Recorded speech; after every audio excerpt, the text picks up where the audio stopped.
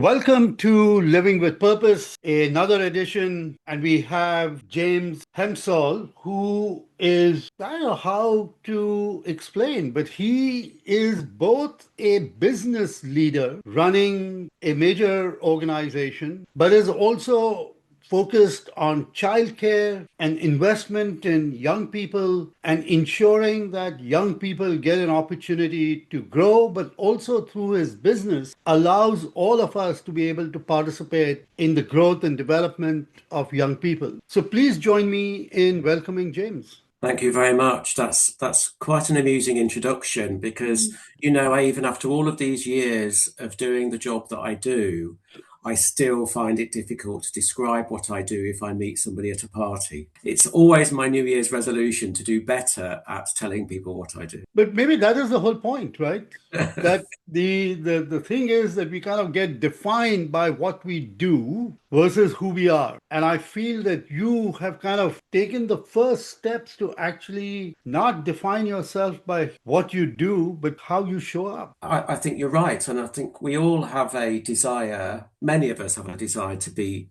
and a feeling that we are unique. But rarely do I find people who do the same thing that I've done. In fact, at the beginning of my career, I think the various steps and the roles that I've taken never really existed before. And I've sort of created some of those roles and certainly been fortunate enough to create and occupy a niche in the work that I do across the country here to support the implementation of national childcare and early education programs. So let's talk about your growing up. Hmm. Where did you grow up? The environment in which you grew up. Talk a little bit about your family, and just so that our listeners can get a flavor of your upbringing, and then we'll slowly move to what you're doing. Okay. Well, I was born not quite in the middle of the 20th century, but certainly I was born in the middle of England to a working class family that had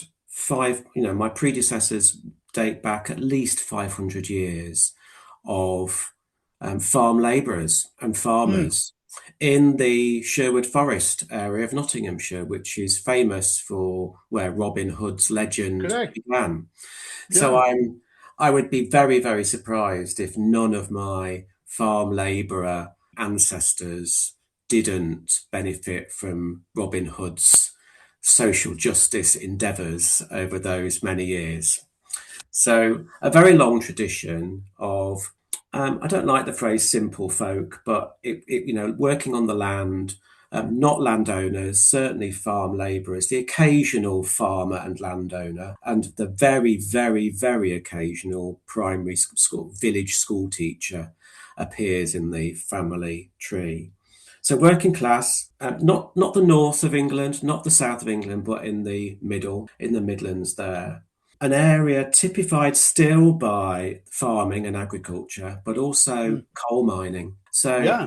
so in my youth and childhood, that was two industries that were really suffering. It was a beautiful place to be brought up, but there were those social shifts and economic challenges at the time. There was the big miners' strike. I remember there being coal all over the road because the coal was being transported by road rather than rail because the miners were striking and the rail workers went out in sympathy with them. It was a gritty period of change and challenge.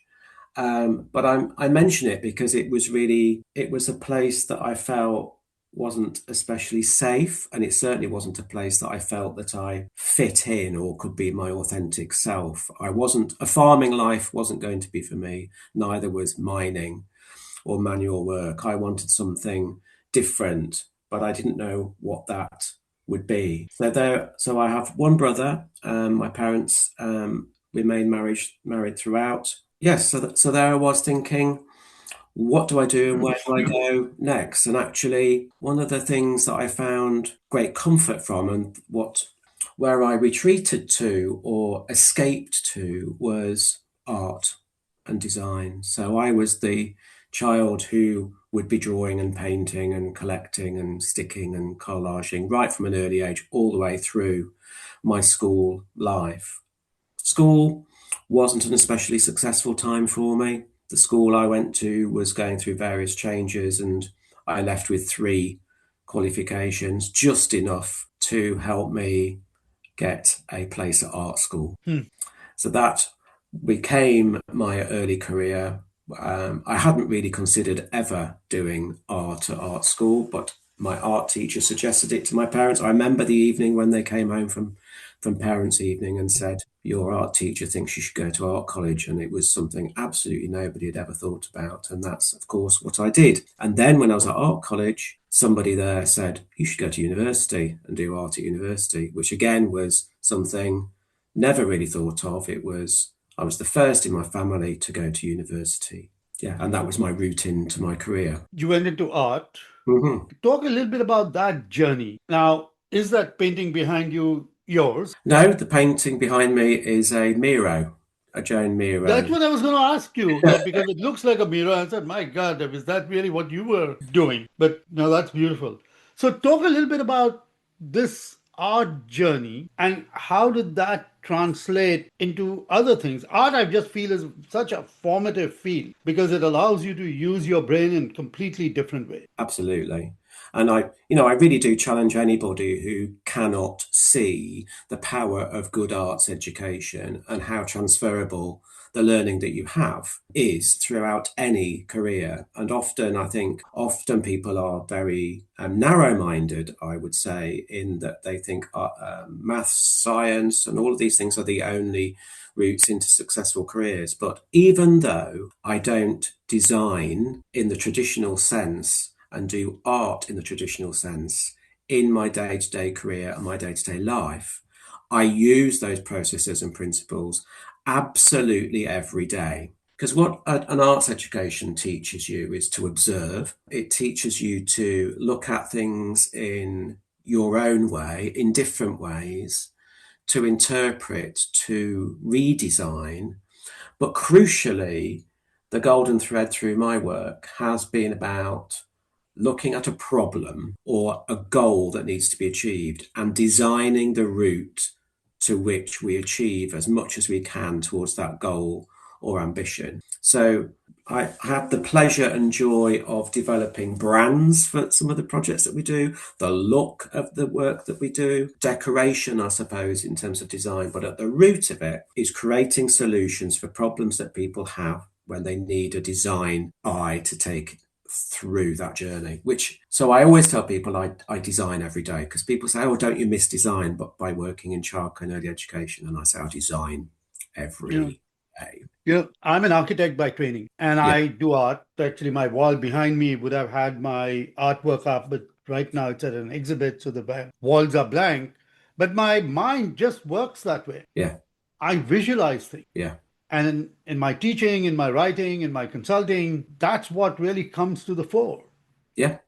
And often, when you're wanting to propose routes or solutions or ideas or programs, visually presenting them is one of the most, if not the most effective way of getting people on board and describing. I'm not Yeah. one for too many words, but certainly cutting things to the core, the essence of things, and the presentation, I think, has been probably one of the secrets to my success that I'm happy Yeah. to share. One of the things that, I try and tell people is the reason I don't believe in problem solving is because I've never really, my mind just doesn't work that. Hmm. Because I'm, as an somebody that's visually in tune, I'm always creating something. Yeah, It's a story yeah, that you're telling based on your experiences and life's journey, but I'm not solving a problem. I'm actually creating a solution. I'm visualizing a future. yeah. And design is all about visualizing a future. It may be contextual based on the reality of the circumstances. So when I teach, I'm always trying to tell people that, think about creating solutions, not solving problems. Well, absolutely. And I enjoy every aspect of my work. I really Yeah. do. But the one bit I enjoy the most is that process at the beginning of programs and projects, creating, deciding what it looks like, what it sounds like, what it's called, how it will operate, how it'll be structured, how the team will be built, what the methods and techniques and tools that we will use. And that's when that I really do come alive. much more than the work in the middle and the stuff at the end when you're finishing things off. Right. Fortunately, I have a wonderful balanced team full of people that don't like the beginning and prefer the middle and the end of a program. Right. So we all fit together really well. So talk about so here you are, you have been asked to go to university. So talk about that journey. Did you go to university or I did. how did that work out? I went to university, and throughout my career, I've gone back to university a couple of times too. So that's been a pleasure and a privilege also. So not only was I the first in my family to get a degree, I've managed to get three of them. So I've got more than my fair share. But I think Hmm. when I went to art college and art at university, I moved away from where I was born and brought up, not too far, just a county away. But that's where the world opened up. I was opened up to all sorts of different influences, ideas, perspectives, politics, like everybody is exposed to in university. So I don't think that's especially different to most people that go to university, but it was certainly an important part of the process because I knew at that point that I wouldn't be going back to where I was born and brought up, that actually the world for me was going to be a different place.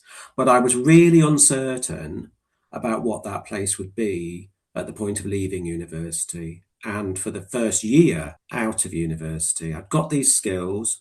I really don't think I was particularly focused or sharp on business skills or employability skills. I always say that, but then sometimes I look back and say it was always written in the stars that I would set my own business up and work in the way Right. that I work.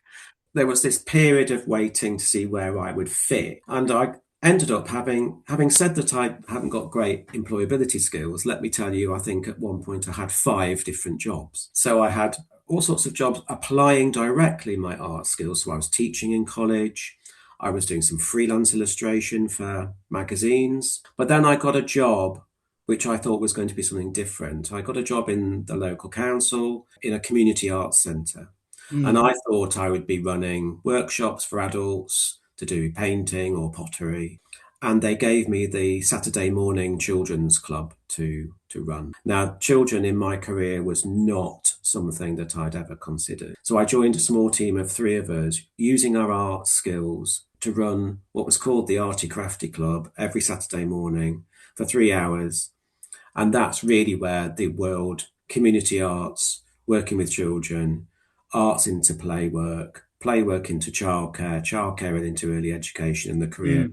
that I ran from there. So that was the pivotal moment. And then built that to be doing that in after school clubs and holiday play schemes. I ran a children's centre for a couple of years before I started to take roles in local development, funding, and helping people set up new provisions. Having run provision myself, my role then switched to helping other people to do the same. So how long did you do this? I was doing that from between 1990 and 1994. And then that was the first phase, and then through to 1999. So almost a decade, I was Hmm. doing those sorts of jobs, ending up as a national development worker and leader, aiming and hoping to shape central government policy whilst I was working at a national childcare charity. But then the end of the 90s was, I mean, we all know it was a turning point, that it was a millennium. Very point of the millennium, I came to think actually the work that I do would be much better if I did it absolutely authentically in the way that I want to do it. I felt again that there wasn't a perfect fit where I was working, and there were ways in which I would prefer to work and approaches that I would like to design and deliver. So I took the plunge, quit my job, and decided to go freelance. I crossed my fingers and thought maybe I'll pick up 3 or 4 or 5 days consultancy a month and then see what happens. And it was the best move I've ever made, Hmm. and the gamble paid off, and the work flowed in so quickly. It was incredible. Clearly, what I was putting out there was something that was resonating, and people began to follow and want more of. It was the funny story at that point was that I had a landline telephone, and it rang red hot of people offering me work, which was incredible. Literally sat there with a notebook, taking orders, taking numbers, saying yes to offers for work. Mm. And my telephone company phoned me up. They managed to get through because I'd be on a call and there'd be call waiting. I'd put the phone down, there'd be 3 answer phone messages. Yeah. But my phone company phoned up, and this is the most bizarre thing. They phoned up and said, James, there's unusual activity on your account. I said, yes, I've quit my job and I'm getting loads of offers of other work. And they went, oh, that's all right. That is hilarious. It was So, really so fun. there you are with your own company. Yeah, this idea of working for myself, my own personal brand for a few days a month, absolutely ballooned very quickly. And it became the business that it is now. 26 years later. Within 3 months, I'd got 2 members of staff. We were still running from my house, and then gradually and incrementally, you can imagine it. We grew, we moved, we kitted out, we won contract after contract. Fortunately, grew to, I think, at the biggest, we've grown to 25, 30 staff with probably the same number of associates, and we're slightly smaller now as our work is very closely linked to politics and public government policy here. There are ebbs and flows in that, and there are stops and starts, as you can imagine. But it's been fantastic to lead that business over those many years and to work on so many different national programs as well. Right. So talk a little bit about whole national work on children's and just give us a sense of that and that commitment which started off in the early 90s. Yeah, well, back then, of course, in the UK, early education and childcare was very much a Cinderella service. It was something that most people in the field knew was a good idea and needed central national government coordination and investment. So there was an awful lot of lobbying at that stage. And if I was to go back then and then to look at how things have developed since and how they are now, I'm sure I'd be absolutely gobsmacked. We are a multi-billion pound sector, front and centre of every political party's offer to families. So it's become a global issue, and all sorts of different countries are all sorts of different stages where it comes to their early education and childcare sectors and deliverables. Throughout that period, as I said, I started on as a development worker on various small programs. Gradually, different governments have upped the ante and ramped up the scope and scale of their work. So we've had programs here nationally that funded early education for the least advantaged 2-year-olds. We've had programs that have funded childcare for working parents.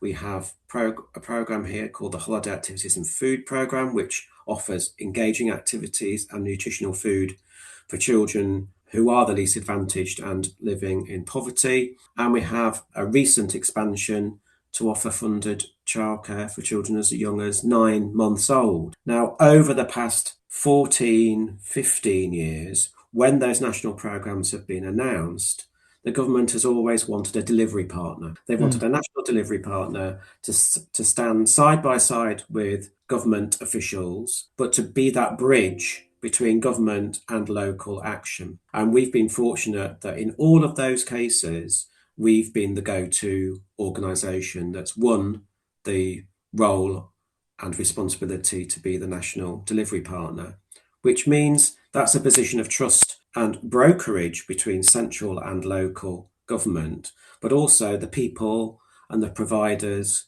who really make that happen, who deliver the services, the entrepreneurs, the schools, the community organisations who say, yes, that's something that they want to deliver. So our role has been to set out some of that framework and ideas and design and route maps to support people to go on that journey and deliver quality, accessible and affordable services, but also one that checks, chases and challenges. We look at what's happening in the local area and go, is this on track? Is this something that's gone a bit wobbly? Is it something that actually we need to intervene with? Or is it, on the flip side, something that is really excellent, is innovative, and deserves a spotlight shining on it? So that role is double-sided, which is a balancing act, I think, that we've managed to develop and deliver really well, to be the critical friend and the support, but also to say, well, actually, I think things need to be better, and let's work out how that can be done together. So talk a little bit about the what have been some of the outcomes that you can share with the work that you're doing, and what are you hoping to achieve? If we think along that journey, we've seen early education become an expectation and an entitlement in the country. Parents and families here no longer need to be told about it. They expect it and they use it. And we've seen hundreds of thousands, millions of children accessing that type of service, which has been a tremendous outcome. We've seen multiple millions of days of nutritional food and activities delivered for children who are the most disadvantaged. We've seen a stronger focus on children, on how children learn in their younger years, how that is measured, and how best early educators deploy their skills to make that happen. So there's been an incredible maturing process of the sector, which is, the sector and the industry should be very proud of that. What's our ambition? Well, as this work has incrementally grown and as politics and governments have shifted and changed, we found it a little bit to be like, I wouldn't say a house of cards. I think it'd be more generous to say a stone wall. And more stones have been put on the wall, more layers have been put on top of Hmm. the wall. And actually there's a strong argument to say, right, let's dismantle the wall and rebuild it from scratch. Let's make it simpler. Let's make it more streamlined. Let's make it more equitable. Let's make it less based on all sorts of different complex eligibility criteria and access points. Let's make it as so streamlined and simple that everybody can understand how, when, and what the system does for them. Because those multiple outcomes are around supporting the least advantaged families to have a step up and to have the opportunity that they've not currently got. But it's also about enabling families that are economically active to make that, to reconcile all the challenges and the difficulties that there are in bringing up a family and working at the same time. That's so wonderful. I mean, obviously, I have a vested interest in the work that you're doing. I have a grandchild who's 6 months old and will be using these services at some point or the other. So, as we come to a close, let's talk a little bit about purpose and the importance of purpose in your life and how that has shown up in everything that you do. Yeah, and I think that connecting to what I said already, right at the beginning of my career and out of university, I found this whole world of community arts and play and children's services. And what really switched me on at that time was really good workplace training that demonstrated to me the power and the potency of services like this and how they create equity and equality and are vehicles for anti-discriminatory practice. So that absolutely connected to how I felt in my own childhood in terms of not feeling safe or not feeling that I fit in or it wasn't a place for me. So there was an immense power in that moment. And that's helped me, I think, in terms of periods of difficulty. Yes, my business has grown, it's been successful, it's ebbed and flowed. But of course, there have been difficult moments. There's been some really challenging times in programs. In some of these processes have changed. There's been lots of people have been stuck at the anger stage where there's been unexpected consequences or it's exposed things and that should be sorted out or perhaps exposed things that were hidden that people didn't want to let go of. So focusing and holding on the purpose, keeping the eyes on the prize, being clear about real people being affected by decisions and not losing sight of that, people, children, families being the most important part, that really connects with that sort of my sense of moral purpose, ethical purpose, to counter perhaps those that are looking at things that are a little bit more immediate and short term. One way to kind of summarize this is purpose is that inner compass that continues to hold you together when times get difficult, Mm. right? It's that ability to keep guiding you because there is always going to be challenge and that you don't veer off from where you want to go. So let's end with your sharing your one golden nugget, a piece of wisdom that you would like, that you live by, that you would like to share with our listeners. You will have noticed the middle themes that have gone through my life, being born in the middle of England, being occupying middle type roles in between different organisations. So it will come as no surprise to you that I did write a book called Find Joy in the Middle, and that was all about thinking about reclaiming that space as a place of purpose. My nugget is to ask people to stop trying to escape a middle in life or work if you find yourself there, but instead reframe it as the most powerful place for meaning, growth, and purpose. Don't think, when will I get out of this, or the glory or the success or the pleasure or the joy will come later, but ask, what does that moment in the middle uniquely allow me to contribute? Because the middle space and the middle place can really be your greatest asset. It's not a waiting room for real life or real work to begin. It should be, and that sort of affirmation should be a practical daily habit.